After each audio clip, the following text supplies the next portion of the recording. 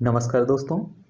हम लोग क्या करेंगे अब कि सिविल सर्विस हो या फिर आप लोग इसे आईएएस के नाम से भी जानते हैं या आप लोग यूपीएससी भी कहते हैं, इसके बारे में ए टू जेड जानकारी उपलब्ध कराएंगे और बहुत ही साधारण शब्दों में हम लोग इसके बारे में बात करेंगे। भारी भरकम हम लोग शब्दों का उपयोग ही नहीं करेंगे। और याद रखिए, सबसे पहले हम लोग इसका ऐतिहासिक परिदृश्य क्या है, यानी कि कहने का मतलब है कि कहाँ से ये शुरू होती है और भारतीय कौन थे जिन्होंने पहली बार आप देखिए कि सिविल सर्विस की परीक्षा पास की थी।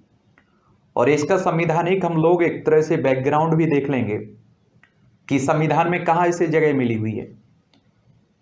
उसके बाद हम लोग दूसरी क्लास में इसके प्रारूप, जिसे आप लोग पाठ्यक्रम भी कहते हैं, कि इसमें कितने पेपर होते हैं, इसके लिए योग्यता क्या चाहिए, कितने अटेम्प्ट्स मिलते हैं, क्या आयु होनी चाहिए, कितने साल की एज होनी चाहिए आपको पेपर देने के लिए, कितने नंबर के होते हैं, और भी इस तरह की जानकारी हम लोग उन्हें देख लेंगे। फिर क्या करेंगे कि हम लोग तीसरी क्लास में आपको जो प्रारंभिक परीक्षा का पाठ्यक्रम है उस पर हम लोग विस्तार से बात कर लेंगे। उसके बाद हम लोग मुख्य परीक्षा का भी पाठ्यक्रम देखेंगे। उसके बाद हम लोग ऑप्शनल को भी देखेंगे। उसके बाद हम लोग क्या करेंगे कि आपके 5 से 6 साल पुराने क्वेश्चंस पेपर हम लोग सॉल्व करेंगे। जो भी आपके 5 से 6 साल पुराने क्वेश्चन पेपर होंगे उन्हें भी हम लोग देख लेंगे। अगर आप लोग तैयारी शुरू करते हैं तो मुझे लगता है सबसे पहले आपके पास पाठ्यक्रम होना चाहिए, उसके बारे में आपका पैटर्न मालूम होना चाहिए। उसके बाद आपके पास क्या होना चाहिए, आपके उससे रिलेटिव जो भी जानकारी है, एनसीईआरटी, मेन आपका बेस है एनसीईआरटी। अगर आप लोगों को सिविल सर्विस निकालना है तो आप लोग एनसीईआरटी जरूर पढ़ें। चलिए अब हम बात करते हैं इसके बारे में, फिर बात करते रहेंगे, हम लोग जुड़े रहेंगे। तो आप सभी जानते हैं कि इसका शॉर्ट में आप लोग आईएएस कहते हैं।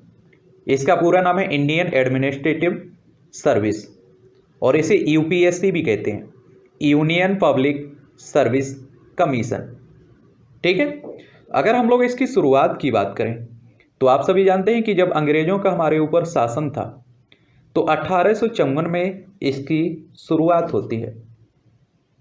और आपने देखा होगा कि आपसे पूछ भी लेता है कि भारत में प्रशासनिक सेवा का जनक किसे माना जाता है, तो याद रखिए कॉर्नवालिस को। किसे? कॉर्नवालिस को। और अगर आपसे पूछे कि भारत के पहले आईएएस ऑफिसर कौन थे, तो याद रखिए थे सत्येंद्रनाथ टैगोर। इन्होंने 1864 में आईएएस का एग्जाम पास किया था। उसके बाद आप देखेंगे कि 1920 में आपके जो सुभाष चंद्र बोस साहब थे, इन्होंने आईएएस की परीक्षा पास की थी और इन्होंने आप देखेंगे 4वीं रैंक हासिल की थी। अगर आपसे कभी पूछे या आपको सामान्य जानकारी के लिए मालूम होना चाहिए, प्रथम लोक सेवा आयोग की स्थापना कब हुई थी? ये अक्टूबर 1926 की बात है। कब? अक्टूबर 1926 की बात है। अब आप देखेंगे कि आपको 3 डेटें आपको बता देता हूं। एक तो आप सभी लोग जानते हैं 15 अगस्त, एक आप लोग 26 नवंबर, एक आप लोग 26 जनवरी। 26 जनवरी। तो आप सभी जानते हैं कि 15 अगस्त को हमें आज़ादी मिली, इसलिए आप जानते हैं कि आप लोग स्वतंत्रता दिवस के रूप में मनाते हैं हर साल। 26 नवंबर को आप जानते हैं कुछ प्रावधानों के साथ संविधान लागू हुआ था, इसलिए 26 नवंबर को संविधान दिवस के रूप में मनाते हैं। और आप जानते हैं कि संपूर्ण रूप से एक गण के रूप में हमारा देश 26 जनवरी 1950 को आता है। और कई आप देखते हैं पदों का इस समय स्थापना भी होती है, कई संगठन भी बनाए जाते हैं। तो पूरी तरह से आपका संविधान लागू हुआ था 26 जनवरी 1950 को, इसलिए आप जानते हैं कि 26 जनवरी को गणतंत्र दिवस के रूप में हम लोग मनाते हैं। तो आप देखेंगे कि 1950 के बाद ही संवैधानिक प्रावधानों के तहत 26 अक्टूबर 1950 को लोक सेवा आयोग की स्थापना होती है।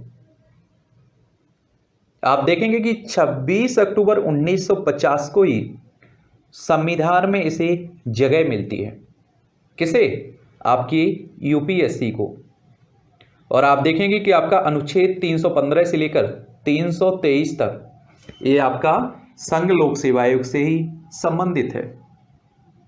ये जरूर आप लोग जब संविधान पढ़ेंगे तो आप लोग विस्तार से भी पढ़ेंगे, संघ लोक सेवा आयोग की व्यवस्था कहाँ की गई है? आर्टिकल 315 से लेकर 323 तक। ठीक है। और आप देखेंगे कि इन आर्टिकल को भी देख लीजिए आप लोग। अनुच्छेद 315 को संघ और राज्यों हेतु लोक सेवा आयोगों के गठन की बात की गई है। आप जानते हैं कि जैसे एमपीपीएससी ले लीजिए, स्टेट में देखते हैं ना आप लोग, या यूपी में ले लीजिए यूपीपीसीएस, बिहार में आप जाइए बीपीएससी, राजस्थान में राजस्थान पीसीएस। तो इस तरह से आपके राज्यों में भी आप देखेंगे कि आपका इस तरह का आपका क्या होता है, लोक सेवा आयोगों का गठन होता है। और केंद्र में आप देखते ही हैं यूपीएससी। और आर्टिकल 316 क्या कहता है? ये कहता है कि आयोगों के सदस्यों की नियुक्ति और पदावधि की संबंधी उपबंध की बात करता है।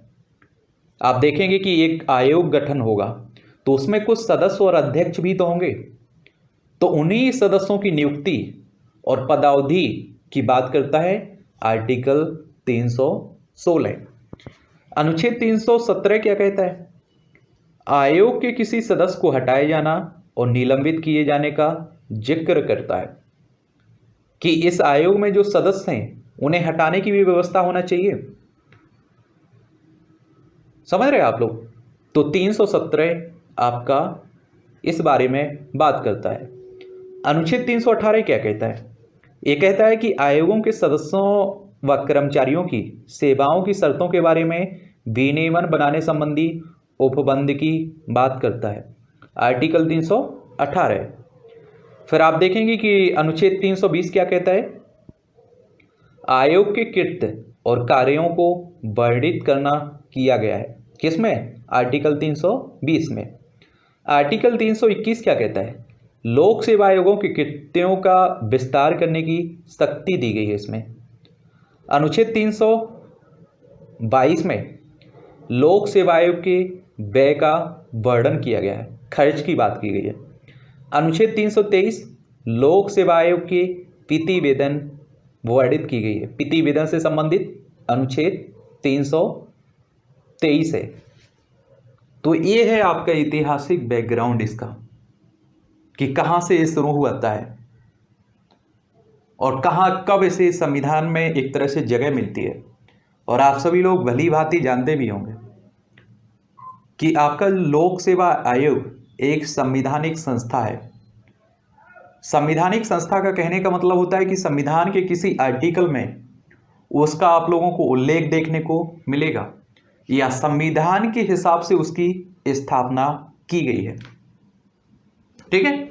और आप सभी जानते हैं कि यूपीएससी आपका बहुत सारी परीक्षाएं भी करवाता है। इनमें आप देख सकते हैं अखिल भारतीय सेवा, भारतीय वन सेवा परीक्षा, इंजीनियरिंग सेवा परीक्षा, सम्मिलित चिकित्सा सेवा परीक्षा, भूविज्ञानी परीक्षा और सम्मिलित रक्षा सेवा परीक्षा, राष्ट्रीय रक्षा अकादमी और नौसेना अकादमी परीक्षा, स्पेशल क्लास रेलवे अपेंडिक्स परीक्षा, भारतीय सांख्यिकी सेवा परीक्षा इत्यादि आप देख सकते हैं कि इस तरह की परीक्षाएं करवाता है। अब आप लोग कोई इंजीनियरिंग क्षेत्र से जुड़ा होगा तो वो आप देखेंगे कि इंजीनियरिंग के लिए तैयारी करेगा, लेकिन हम लोग बात करेंगे जो आपका आईएएस है, अखिल भारतीय सेवा के बारे में। ठीक है, कि इसमें किस तरह की परीक्षा होती हैं, इसके लिए योग्यता क्या है, इसका प्रारूप क्या है, इसका पैटर्न क्या है। समझ रहे हैं? एक एक करके हम लोग ए से जेड तक जो भी पॉइंट आपके होंगे बहुत ही साधारण शब्दों में हम लोग समझने की कोशिश करेंगे। मुझे लगा कि ऐतिहासिक बैकग्राउंड इसका बता देना चाहिए। हो सकता है कि आप लोग तैयारी कर रहे हो, कोई आपसे वैसे ही पूछ ले नॉर्मल क्वेश्चंस कि चलिए आप लोग तैयारी करने तो गए हुए हो, लेकिन इसके जनक किसे माना जाता है, इसे संविधान में कहाँ जगह मिली हुई। तो कई लोग आप लोगों को इस तरह से परेशान करने के लिए या बड़ा ज्ञान देने के लिए पूछ भी लेते हैं। ठीक है, तो इस पॉइंट को इन्हें आप लोग सभी याद रख लीजिएगा, 1 से 2 बार देखेंगे आप लोग, सब कुछ याद बना रहेगा। और इसकी PDF हम लोग क्या करेंगे, टेलीग्राम पर डाल देंगे, वहाँ से आप लोग डाउनलोड भी कर सकते हैं। ठीक है, आगे हम लोग बात करेंगे इसके पैटर्न के बारे में, प्रारूप के बारे में। तो आप लोग जुड़े रहिए, एक एक करके हम लोग सब कुछ देखते रहेंगे। अगर आपको कुछ डाउट है तो आप लोग नीचे बताइएगा।